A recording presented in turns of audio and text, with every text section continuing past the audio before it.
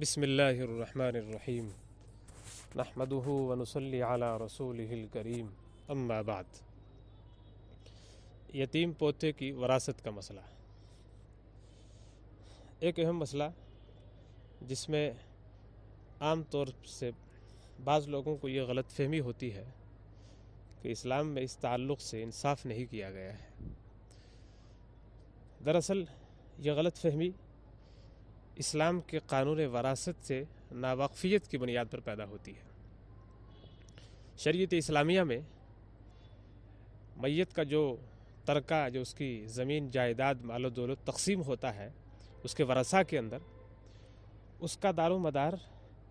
فقر اور محتاجگی کے اوپر نہیں ہے کہ میت کے ورثاء میں کون زیادہ حاجت مند ہے، کس کو مال و دولت کی زیادہ ضرورت ہے، کون زیادہ محتاج ہے۔ اس کے اوپر وراثت کا دار و مدار نہیں ہے، بلکہ شریعت میں وراثت کے استحقاق کا سارا دار و مدار قوت قرابت پر ہے، یعنی اس بات پر ہے کہ کون میت کا رشتہ دار میت سے زیادہ قریب ہے۔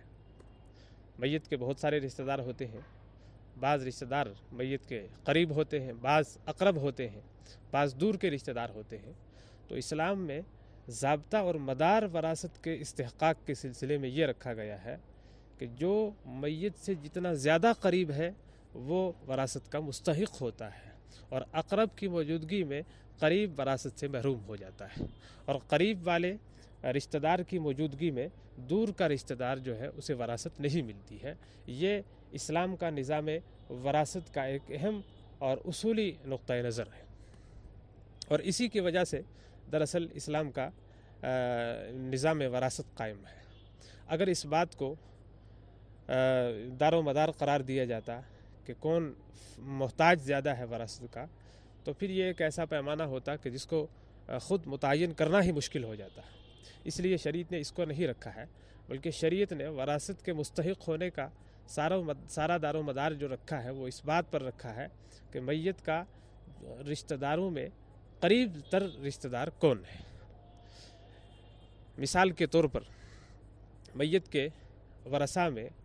اس کے رشتہ داروں میں، اسبا رشتہ داروں میں اس کا بیٹا بھی موجود ہے، اس کا پوتا بھی موجود ہے۔ تو شرعی اصول یہ ہے کہ بیٹے کو وراثت میں حصہ ملے گا، پوتے کو حصہ نہیں ملے گا، کیونکہ پوتے کو تو اس بیٹے کو جو دادا کی وراثت سے مل رہا ہے، کل جب اس کے والد کا انتقال ہوگا تو اس کی وراثت سے اس کو حصہ ملے گا۔ اسی لیے یہی پوتا جب اس کا والد نہیں ہوتا ہے، یعنی جب کسی میت کا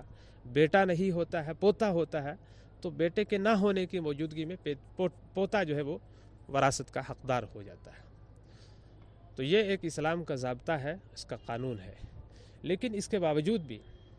اسلام نے اس بات کی تعلیم دی ہے، اور ہمارے جتنے بھی دارالافتاء ہیں ان سے یہی فتویٰ صادر ہوتا ہے کہ اگر کہیں کسی شخص کی وراثت تقسیم ہو رہی ہے اور اس کے بیٹوں کے ساتھ ساتھ اس کا کوئی یتیم پوتا بھی ہے، تو ایسے موقع پر دادا کی دینی اور اخلاقی ذمہ داری ہے کہ وہ اس یتیم پوتے کے لیے زندگی میں ہی انتظام کر کے جائے کہ جس سے اس کی زندگی کا گزر بسر جو ہے اچھے انداز سے ہو سکے، چاہے اس کے لیے یہ رجسٹرڈ شکل میں وصیت کر کے جائے یا اسے زندگی میں ہی ہبہ اور ہدیہ کے طور پر کچھ دے کے جائے۔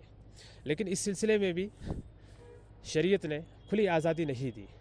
کہ سارا پوتے کو ہی دی جائے، بلکہ پوتے کے لیے ہدیہ اور ہبہ کرتا ہے اگر، تو اس میں بھی دیگر ورثاء کا حقوق کا خیال رکھنا ہے۔ ایسا نہ ہو کہ پوتے کو ہدیہ کرتے کرتے دیگر ورثاء کا حق جو ہے مار دے۔